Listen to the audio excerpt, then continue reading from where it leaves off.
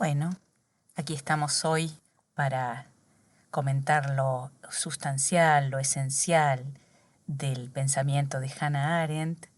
En principio, los textos que tenemos pensado trabajar son Eichmann en Jerusalén y La condición humana, pero consideré que era imprescindible traer también aquí a este mapa de síntesis, si eso es posible acaso en su obra, la obra Los orígenes del totalitarismo, que un poco también por ser una de sus principales obras del comienzo de su producción escrita, da mucho pie para explicarnos, teóricamente al menos, lo que después va a pasar en concreto cuando ella cubra el juicio nada menos que de Adolf Eichmann, un jerarca nazi, un teniente coronel de las SS, al que, bueno, ya llegaremos para ver por qué genera en ella una producción que tiene enorme trascendencia, pero también le causa grandes conflictos, incluso dentro de lo que podríamos decir su propia gente, su propia comunidad, la propia comunidad judía,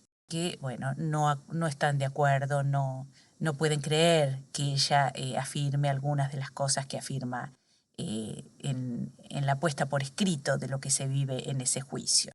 Y en el centro, como vemos allí, su gran obra teórica, así llamada La condición humana, en la que, bueno, también se conjugan algunos de los elementos que son imprescindibles para entender su pensamiento total, ¿no? Global. ¿A qué le dedicó su vida luego de los sucesos que todos conocemos de la Segunda Guerra Mundial?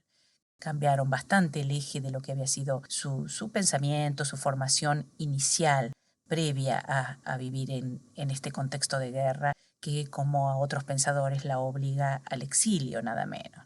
Pero bueno, si reorganizamos un poco entonces con un orden más prolijo, qué es lo que vamos a transitar aquí, vemos allí a una Hannah Arendt, nacida en el año 1906, o sea, estamos ya en pleno siglo XX, muere en el año 1975, y desde ya adelantamos que si bien ella nace en Alemania, es una pensadora alemana, debido al exilio al que se ve obligada, termina muriendo en los Estados Unidos, donde pasa el último tramo de su vida y desde donde escribe realmente todas estas obras.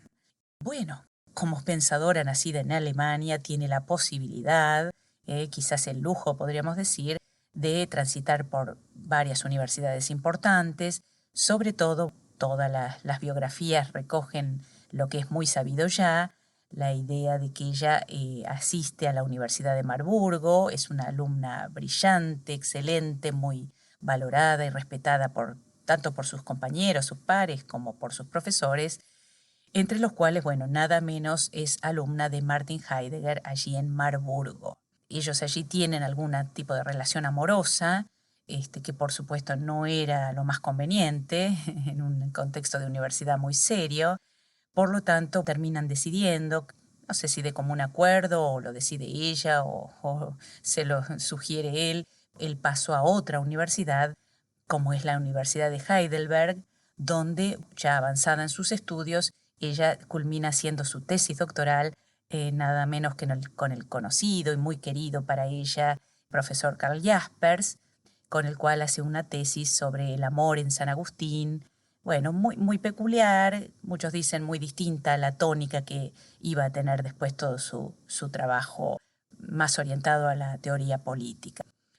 Entonces, cuando por supuesto llega la guerra, ella en su condición de judía, una condición que ella realmente reconoce que no había sido consciente de ella, por lo menos hasta una niñez más consciente, en la cual quizás los niños de la calle le señalaban su pertenencia a esa comunidad, cosa que no se le había sido señalado cuando ella era niña en su hogar y la criaba prácticamente su madre, porque su padre muere cuando era muy chiquita.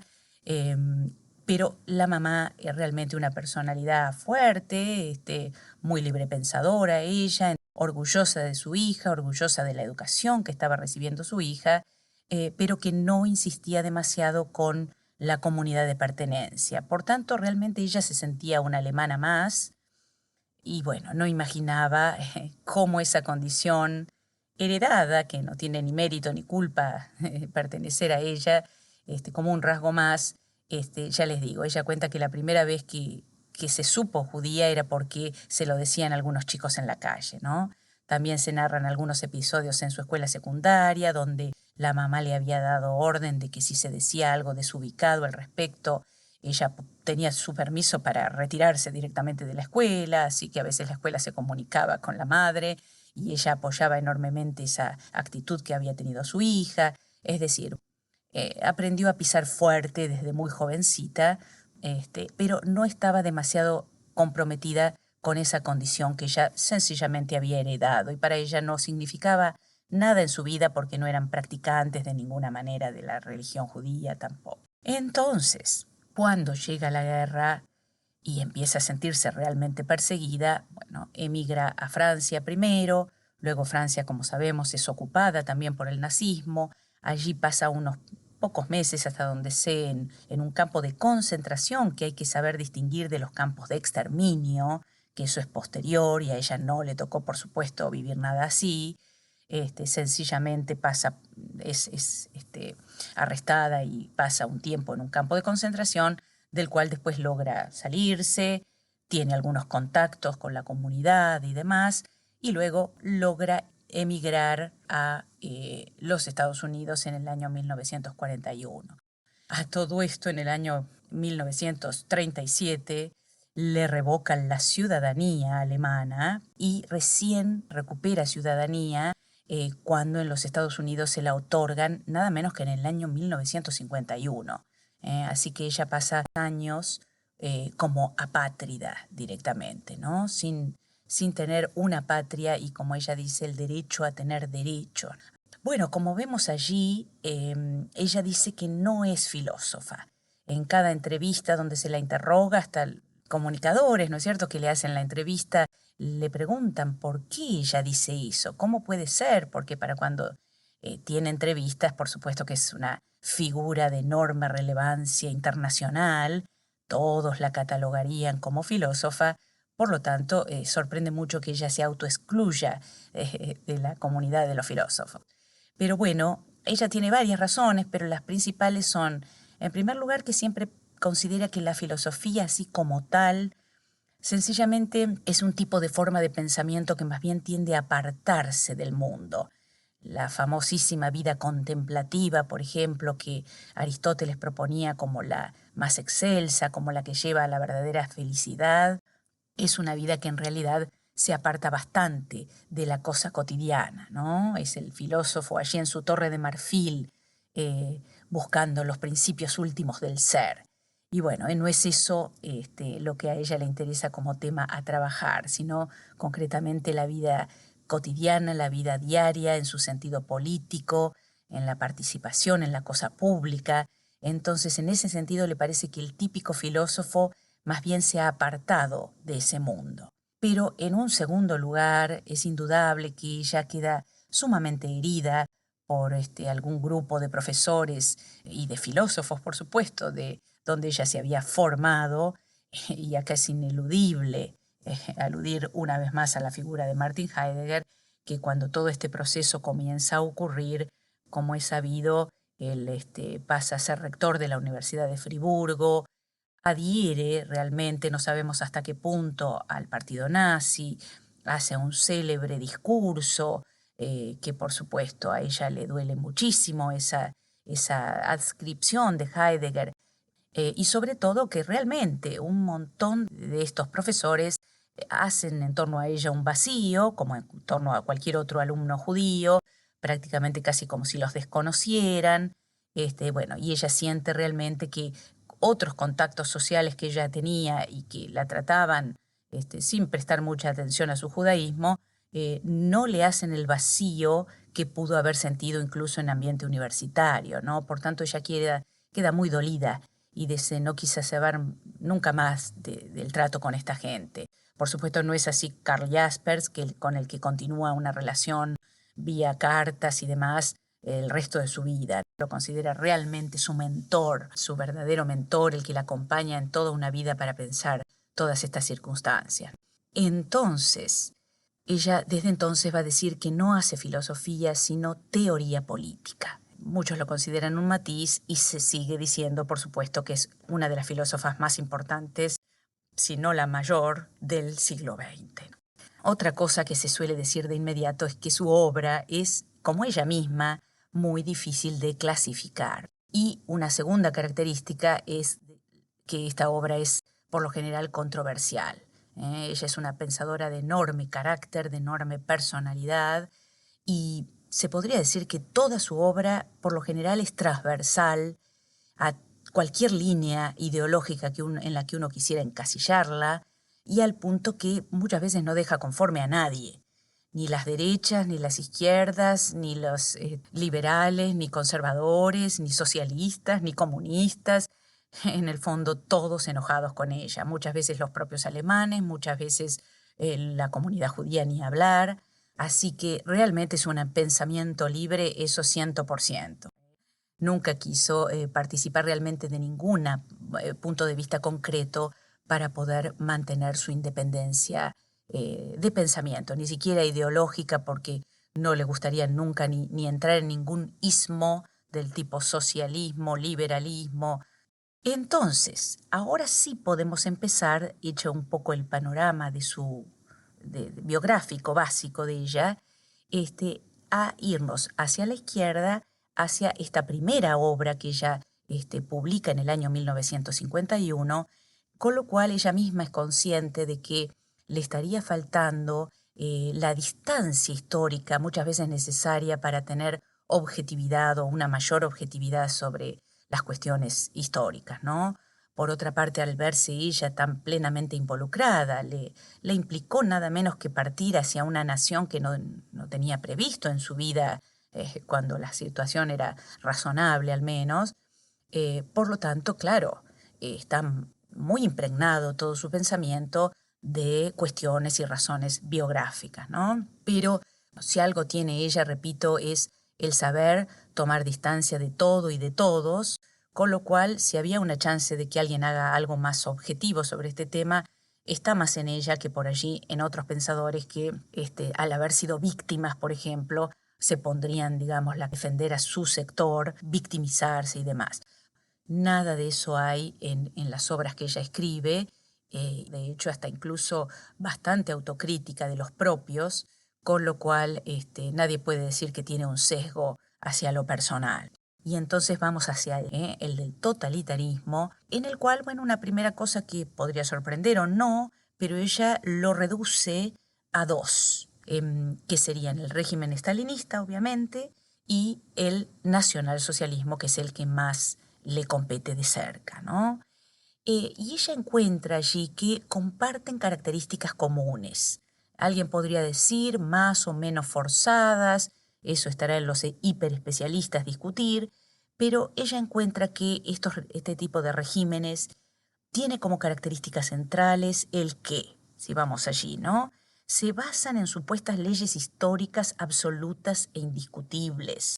Obviamente, en el caso del marxismo, en su versión estalinista, sería esta convicción en que hay leyes de la historia, esto sí, basado en Marx, la idea de que la infraestructura económica determina la superestructura ideológica, que hay que avanzar hacia la dictadura del proletariado, pero que eso después será finalmente abolido hasta llegarse a una sociedad sin Estado directamente, en el que todos podrán trabajar, pero también disfrutar los placeres de una vida cultural, por supuesto mejor que la que se estaba realizando para el obrero durante el capitalismo.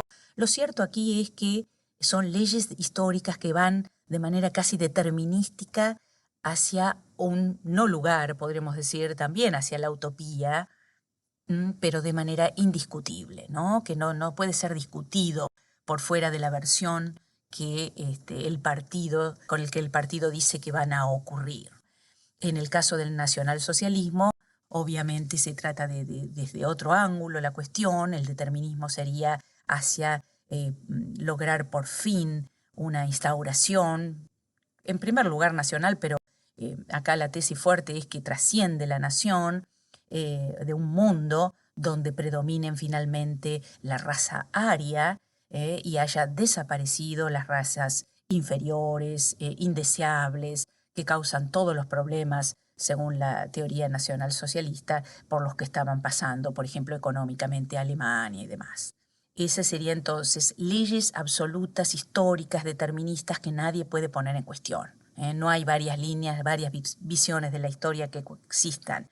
En segundo lugar, se centran en movimientos que pretenden abarcarlo todo.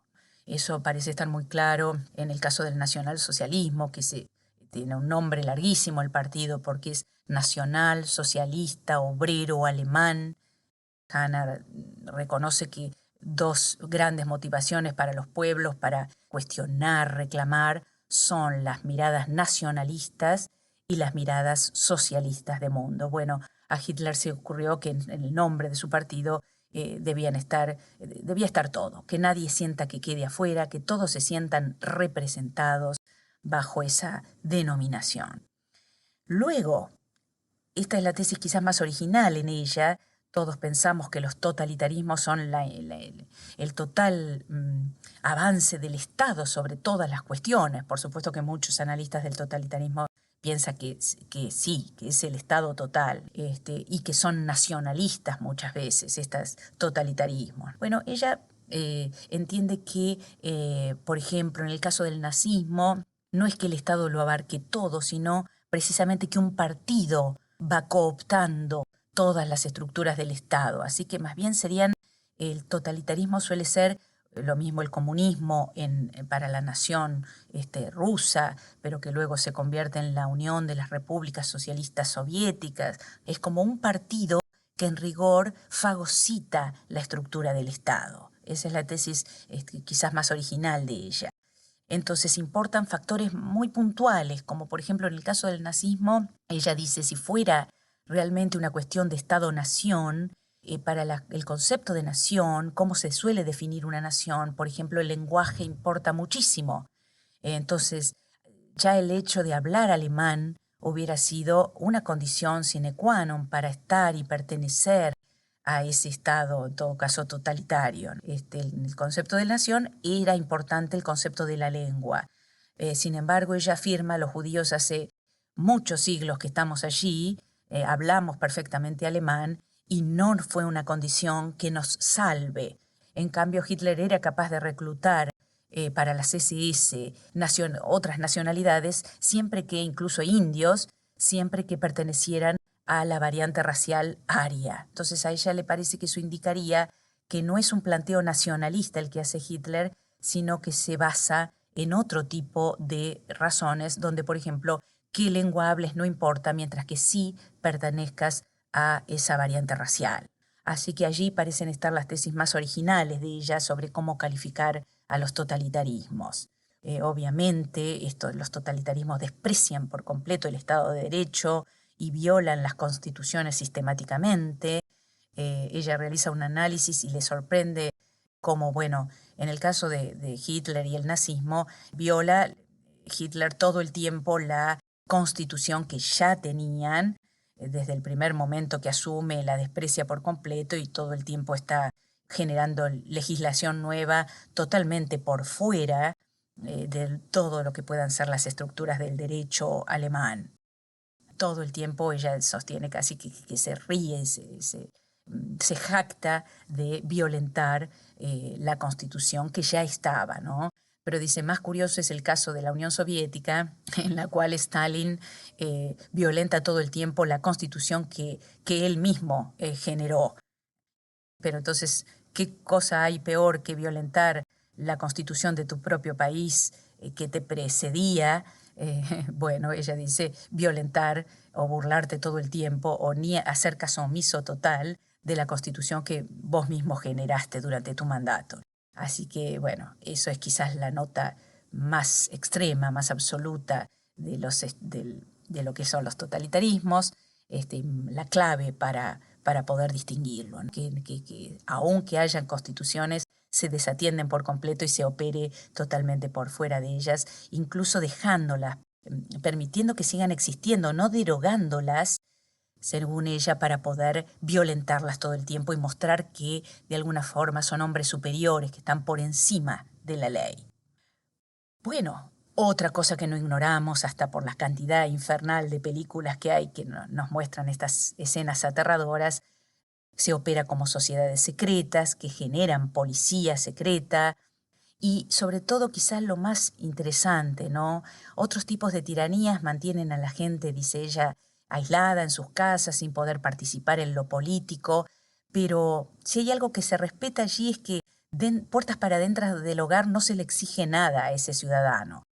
Queda simplemente sometido como súbdito de esa tiranía, no tiene voz ni voto, pero fíjense, en los totalitarismos el terror entra en la propia casa porque se fanatiza tanto, por ejemplo, en el caso de Alemania, las juventudes hitlerianas, ¿no es cierto? Se los adoctrinaba tanto con ser leales al partido, que, por ejemplo, muchos de estos jóvenes llegaron a denunciar en casa, o sea, a los propios familiares, a los propios padres, por ejemplo, si los oían hablar críticamente del partido y del sistema, ¿no? Y del Estado.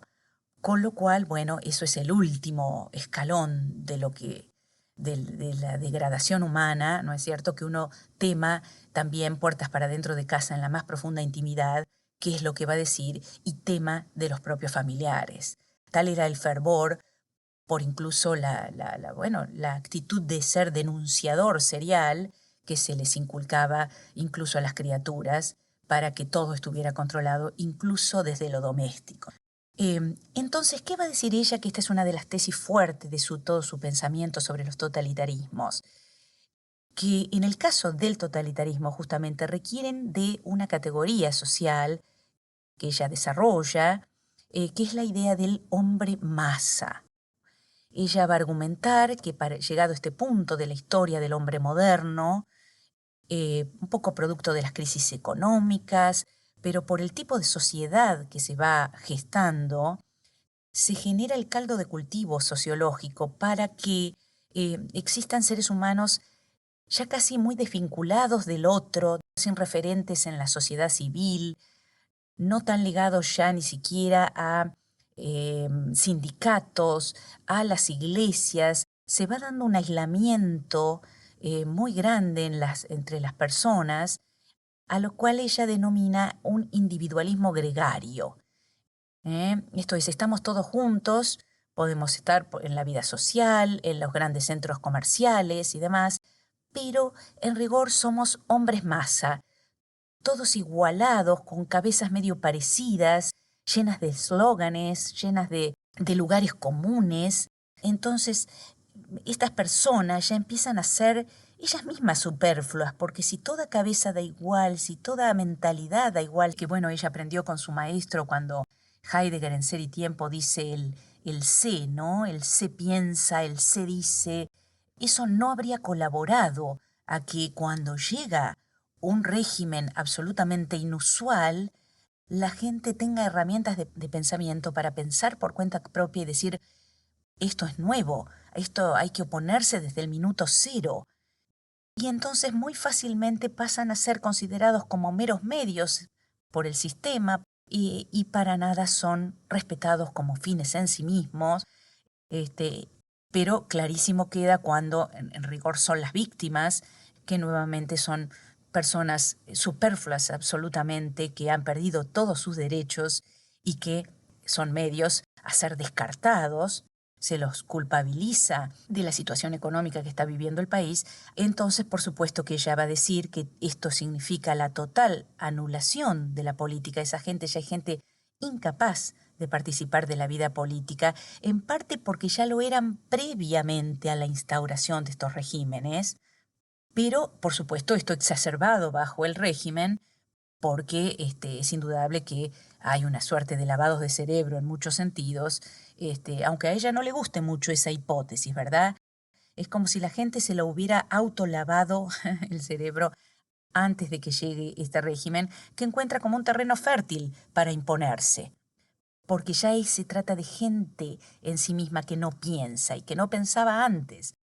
Por tanto, cuando llega algo sumamente original, no están capacitadas ni para verlo ni para hacerle frente.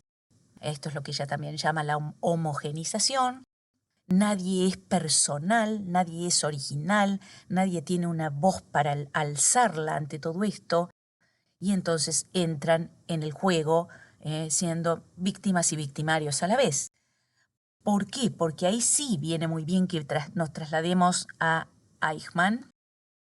Si bien si se fijan en el mapa, yo se los puse como por orden de aparición histórica, pero cuando pensé en cómo comentarlo, me pareció que estaba ideal, después de los orígenes, ver cómo esto tiene su concreción, cuando esto termina, esta pesadilla termina. Por supuesto que estas figuras que habían sido jerarcas y miembros de toda esta organización huyen despavoridos los que pueden. Es sabido, tal vez ya lo sepan cuando vemos esto, pero Eichmann busca refugio en la Argentina bajo un seudónimo y allí es donde es encontrado por las fuerzas policiales israelíes y entonces es trasladado, por supuesto, a Jerusalén, donde va a tener que ser sometido a un juicio. Y entonces, por supuesto que para el juicio previamente es sometido a reportes psiquiátricos y ahora vamos a ver las características de esto. Ahora, cabe decir, ¿qué rol tenía Eichmann?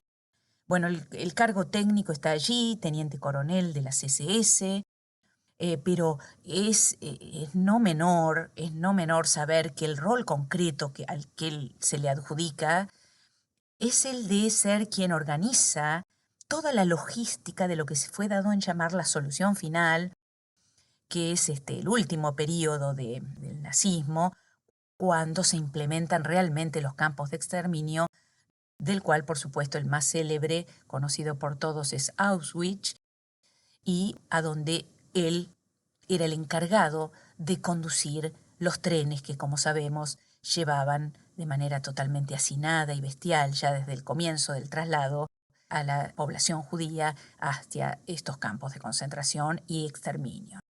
Entonces, por supuesto, la versión obvia, la que todos esperaban oír, y como señala Hannah Arendt, ¿no?, la que incluso el fiscal acusador en Jerusalén, encargado de realizar todas las acusaciones a un personaje como Eichmann, esperaban, bueno, reportes de monstruosidad, ¿no?, psicológica, que cuando llegaran los reportes dijeran esta persona es un absoluto monstruo, un psicópata.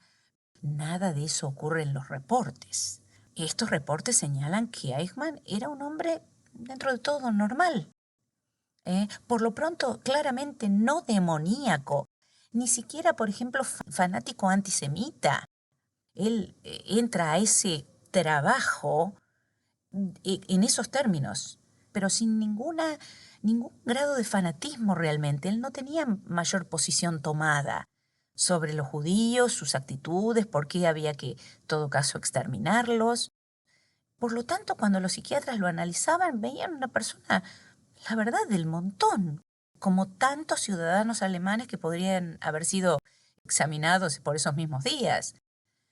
Incluso podría haber habido algunos mucho más fanáticos, nazis o antisemitas. Entonces, ese hecho de que alguien encargado del día a día, organizar con enorme pulcritud, prolijidad, disciplina diaria, de hacer su tarea, su trabajo, cumplir con su trabajo, sin mayores inquietudes. Por supuesto que, claro, en algún punto se podría decir que era fácil, con muchas comillas, desde una oficina prolija, calefaccionada, alfombrada, uno en su perfecto uniforme, impecable, parece algo fácil, porque si hay algo clave, y que incluso él lo utiliza en el juicio, es decir, bueno, yo jamás en mi vida maté a nadie, no tengo ni odios particulares ni maté. Y claro, Hannah casi con ironía dice, sí, claro, lógicamente, porque dabas las órdenes a kilómetros de distancia que eran ejecutadas muchas veces por las propias víctimas, porque como sabrán, los así llamados capos en los campos de concentración eran los propios prisioneros que por sus rasgos de personalidad los convertían a ellos en sus propios personal carcelario, digamos, y eran capos muchas veces judíos los que manejaban todo el modus operandi del campo. Es decir, el trabajo realmente más duro lo realizaban las propias víctimas. Entonces, obviamente que era inversamente proporcional al cargo la cercanía a la muerte, ¿no? Ellos no la veían en el día a día. Entonces, es esto lo que hace que Hannah, causándose un dolor de cabeza tremendo de allí hasta su muerte, considere que ese reporte periodístico, porque ella, esto no comienza siendo un libro, sino un trabajo periodístico que realmente ella se ofrece a hacer, se lo ofrece al The New Yorker, viajar a Jerusalén para cubrir el juicio. A lo que por supuesto ellos accedieron inmediatamente porque les parecía un lujo total tener nada menos que una pensadora operando como reportera, con su capacidad intelectual, con su cultura general, con su memoria, con su pertenencia nada menos a toda esta situación, con lo cual les pareció la persona ideal para hacerlo y así fue. Realmente ella lo hizo de manera impecable. Pero por supuesto, cuando lo publica, tanto en las publicaciones periódicas como cuando lo redondea en su libro del 63, ella no se priva de poner como subtítulo, el título es Eichmann en Jerusalén, ponerle como subtítulo La banalidad del mal. Y allí es donde vienen todos los malentendidos, hasta con los líderes de su propia comunidad, que no pueden creer, le mandan a decir, Ana, ¿qué estás haciendo? Y por supuesto ella se ve obligada a responder con todo lo que vamos a terminar diciendo nosotros ahora, ¿no? ¿En qué sentido ella habla de banalidad del mal? Por supuesto que no es el mal de los sucesos, lo sucedido es aberrante, es una vergüenza para la humanidad, una vergüenza absoluta para el pueblo alemán. Eso sí que es monstruoso lo que sucedió. Pero debe ser bien entendido, dado que el tipo de personas que lo imaginaron, lo realizaron, ella no habla de Hitler, que no sabemos si hubiera pasado un examen psiquiátrico de este tipo, pero muchos de los jerarcas que lo secundaban, por ejemplo, probablemente les hubiera dado muy bien el test. Eran padres de familia que cuando volvían de sus actividades en las que diseñaban todo esto, eran padres amorosos. No sé si era Goebbels, que tenía un canario al que venía y personalmente le daba de comer todos los días con una gran ternura. Las escenas muestran muchas veces a Hitler con sus perros, a los que adoraba. Entonces uno dice, bueno, eran gente que podía ser hasta normal en el día a día y con sus afectos familiares. ¿Cómo pudo ser que el padre de familia pudiera ser el perpetrador de todo esto, ¿no? Lo peor que le decía este informe a la ciudadanía en general es, cuidado, vos podrías haber sido Eichmann. Hay un Eichmann en cada uno de nosotros. Esa es la conclusión que fue insoportable para todos. Y por supuesto, un corolario no menor que la enemistó con su comunidad. En sus investigaciones, ella observó, en sus rastreos, que los así llamados consejos judíos, uno debe ser más experto para interpretar bien qué rol cumplen, pero indudablemente son instituciones judías, dirigidas por importantísimos rabinos y demás, que los informes indican que cuando se les pedía información sobre la ciudadanía judía y demás, ellos, un poco al principio con cierta ingenuidad, según pueden afirmar algunos, otras veces de manera sumamente cobarde y demás, daban la información que se les solicitaba. Entonces ella llega a la conclusión que sin la colaboración de ellos, de estos consejos judíos, tal vez el holocausto por lo menos no les habría sido tan fácil obtener esa información, buscar a las personas, llevarlas presas, localizarlas y demás. Así que, bueno, todo eso es un tema que excede a este estudio, pero que es el que le abrió, por supuesto, la enorme enemistad, ¿no? Porque es como que ella demostró que no es por pertenecer a un grupo que ella va a defender a rajatabla a los propios. Ella lo que advierte es una total incapacidad de juzgar, de tener juicio crítico propio y decir, no, yo no puedo ser parte de esto.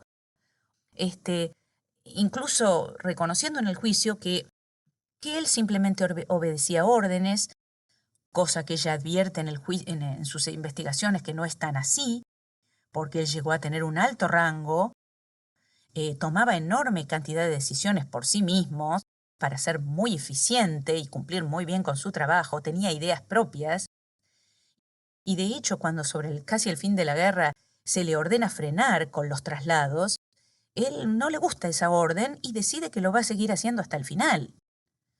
Por otro lado, él cumplía con su deber, se hubiera sentido mal, llega a afirmar de no haber cumplido con el deber por su patria. El colmo acá llega por haber tenido alguna lectura bastante superficial de Kant y haber oído que Kant habla de cumplir con el deber, argumenta para impresionar que él es kantiano y por eso sentía que tenía que cumplir con su deber. Pero por supuesto lo que Kant argumenta es una cosa, pero que está en las antípodas de esto, porque es precisamente preguntarse qué pasaría si todos hicieran lo que yo estoy haciendo. Es de otro orden, no podemos entrar aquí en lo que significa la moral kantiana, rigurosa, exigente, universalizable, y que habla de no tomar a nadie solo como medio, sino tratarlo como fin en sí mismo.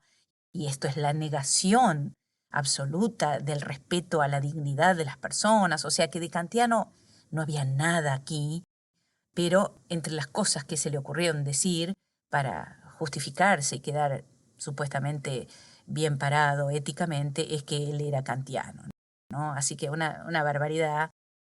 Ella, antes de tener que vivir este juicio, había hecho había redactado lo que muchos consideran su gran obra, en el que una primera cosa que hay que aclarar, así como ella no gustaba de llamarse a sí misma filósofa y aceptaba más bien la idea de teórica política, cuando le tiene que dar nombre a esta obra en la que va a hablar, por supuesto, de los seres humanos y del aspecto que más le interesa a ella sobre ellos, evita, y lo aclara expresamente, utilizar el concepto de naturaleza humana. Si algo es Haren, es una autora que le interesa muchísimo pensar en el tiempo, pensar al ser humano en la temporalidad, y siempre le había parecido que hablar de naturaleza humana equivale mucho a un esencialismo, a una esencia ahistórica, que solo dice un Dios, la puede ver desde afuera, nosotros como que no somos quien para describir o desarrollar en qué consiste nuestra propia naturaleza.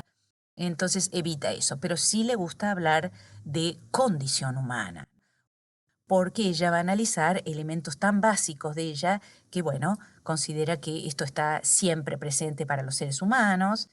Y entonces, en su ya capítulo inicial de esta obra, que es el que meramente vamos a mencionar, porque es una obra muy extensa, pero lo que le ha dado fama filosófica es sobre todo este momento en el cual ella alude a este concepto de vita activa, que es por oposición en gran medida a la vita contemplativa. En este momento le interesa muchísimo, comprometida como está con el mundo contemporáneo, con la vida política, con el compromiso, lo que va a entender por vita activa. Pero ella dice que la vida esta activa se divide básicamente en tres momentos para los seres humanos. Ella va a hablar de la labor, que por labor va a entender aquello que hacemos en el día a día, todos nosotros, por el mero hecho de sobrevivir. Es la supervivencia realmente de tipo biológica. Alimentarnos, higienizarnos, cuidarnos, abrigarnos, pero también todo lo que sea el tipo de trabajo que genera los bienes con los cuales nos nutrimos, nos cuidamos, nos abrigamos. Tiene que ser hecho día a día y por supuesto que también aquí está la contracara de esta labor, que es todo lo que consumimos como producto de esa labor. Por el otro lado, trabajo, uno hubiera estado tentado a pensar que son lo mismo. Bueno, ella lo atribuye a aquella actividad que corresponde, que tiene que ver ya no tanto con lo biológico, con lo efímero, con lo del día a día, con la supervivencia vital, sino con todo lo que es la producción humana que perdura, que no tiene que ver tanto con lo natural y por lo tanto con todo lo que el hombre construye, edificios, cosas, muebles, objetos de tipo duradero. Pero realmente no es eso lo que a ella le interesa analizar aquí, sino que le interesa el momento de la acción. quizás a muchos les puede haber sorprendido, que la acción tiene como corazón, como idea fuerza, como núcleo, la idea de la pluralidad. Es decir, que los seres humanos nos caracterizamos por nuestras diferencias. Venimos al mundo todos siendo únicos, irrepetibles, irreemplazables, todo lo contrario de lo que significaba ese individualismo gregario que los volvía a todos por igual, que los homogeneizaba, que hacía que las personas fueran superfluas, porque donde todos damos igual, por supuesto que una puede ser reemplazada por otra. Ella considera que el corazón de lo que va a ser la verdadera política sana es el mantener viva la pluralidad. La idea de que todos somos únicos, irrepetibles, siguiendo a Kant aquí, todos somos fines en nosotros mismos. Todo lo que había muerto en nosotros, según ella, en el hombre masa antes del totalitarismo.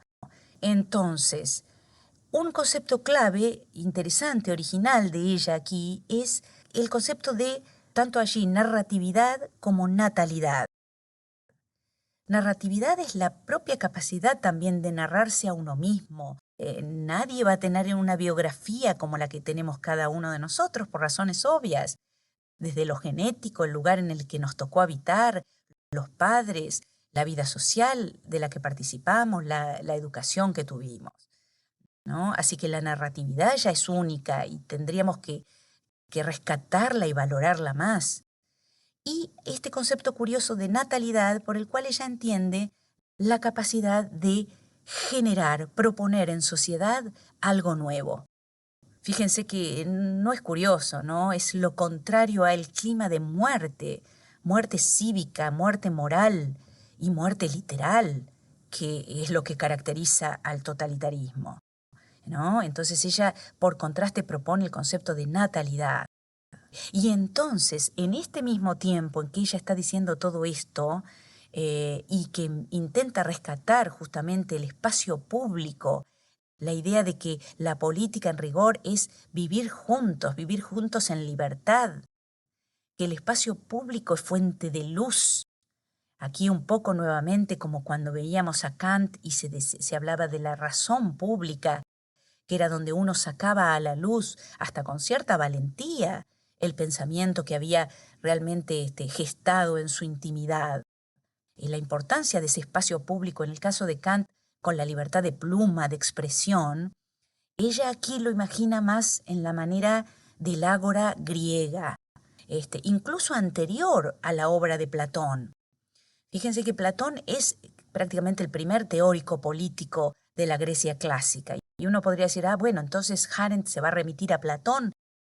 Y no porque, si se fijan, ya Platón es un pensador que viene cuando la democracia griega estaba en baja, es un crítico de esa democracia, y la figura del rey filósofo, ustedes recordarán, aunque por supuesto Platón la presenta de una manera excelsa, poética, casi mística, casi como una misión que hace que uno quede deslumbrado ante esa descripción de ese prisionero que ha subido, que ha ascendido de la caverna y que tiene el deber moral de bajar a traer la luz.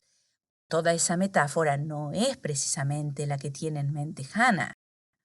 Pensemos que ese rey filósofo tenía que bajar a traer la verdad a sus conciudadanos, cada uno ocupando su lugar en la pirámide social de la polis, de la república que Platón quería diseñar.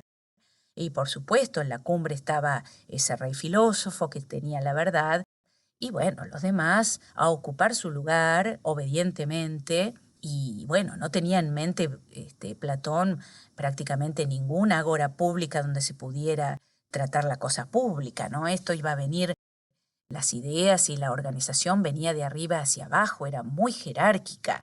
Entonces, en todo caso, es a la vida política previa a los diseños del tipo platónico, la vida política real que el griego tenía en la polis anterior a Platón, no diseñada desde la cabeza de ningún filósofo, sino la que verdaderamente hizo célebres a los griegos, era ese encuentro en en la plaza pública, donde los que se consideraban a sí mismos ciudadanos se encontraban para debatir, negociar, intercambiar ideas, convencerse unos a otros, persuadirse. Eso es lo que los griegos llamaban isonomía, la igualdad política de ciudadanos libres que tenían que pactar entre ellos y resolver la cosa pública. Bueno, es indudable que Hannah es una enamorada de esa imagen. Ella va a seguir considerando que hay algunas pruebas de que eso pudo mantenerse en el mundo, por lo menos moderno, y, por ejemplo, cree encontrarlo en los primeros colonos de Norteamérica.